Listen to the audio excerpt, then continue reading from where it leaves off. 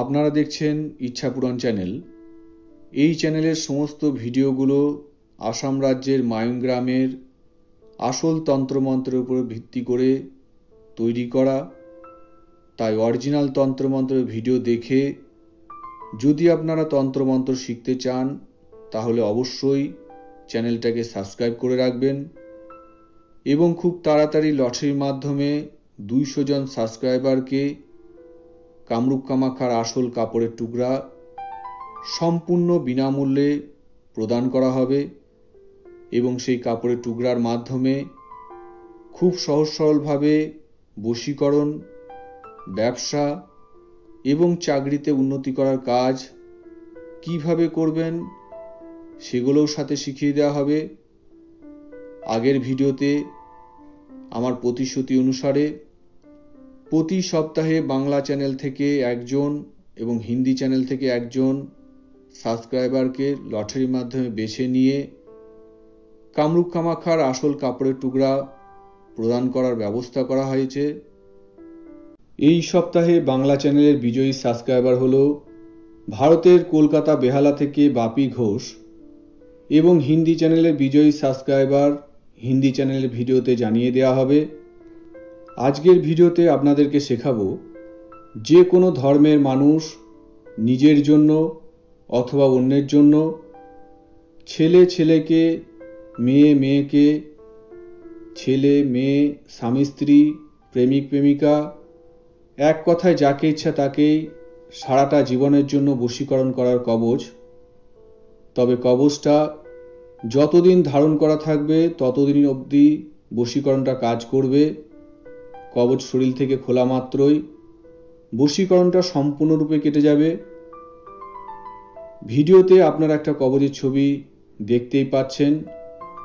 যে কোনো শুক্রবার রাত্রি 12টার পর অর্থাৎ শনিবার রাত্রি 12টার পর স্নান আদি সেরে পরিষ্কার বস্ত্র ধারণ করে একা বদ্ধ ঘরের ভিতরে মেঝের ওপর সাদা কাপড় বিছিয়ে বসে ফুটো ফাটাবিহীন একটা ভোজ্যপত্রের সামনের দিকে লাল রঙের কালির পেন দিয়ে এই তাবিজটাকে আঁকতে হবে।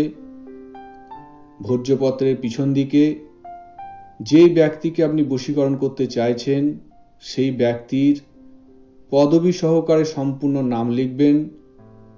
তার নিচে লিখবেন তার বাবা অথবা তার মা, যে কোনো একজনের পদবী সহকারে নাম, এবং তার নিচে লিখবেন সেই ব্যক্তির সম্পূর্ণ ঠিকানা।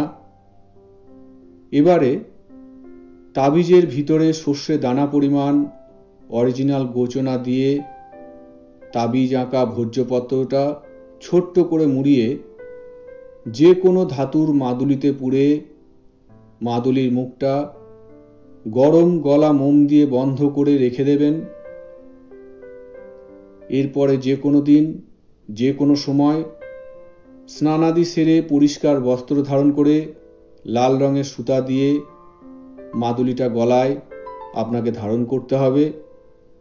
যদি আপনি অন্য কারোর জন্য মাদুলিটা বানান তাহলে সেই ব্যক্তিকে ওই একই নিয়মে মাদুলিটাকে ধারণ করাতে হবে।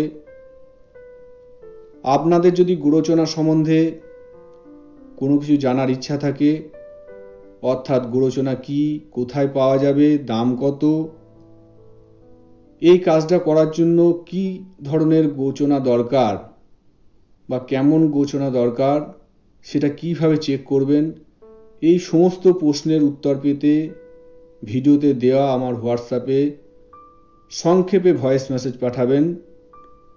তো বন্ধুরা, এই ছিল আজকের ভিডিও। ভিডিওর কোনো অংশ যদি আপনাদের বুঝতে অসুবিধা হয় অথবা আপনাদের যদি আর অন্য কোনো ব্যক্তিগত সমস্যা থেকে থাকে, সেই সমস্যার সমাধান পেতে ভিডিওতে দেওয়া আমার হোয়াটসঅ্যাপ নাম্বারে আপনার সমস্যাটা সংক্ষেপে জানাবেন।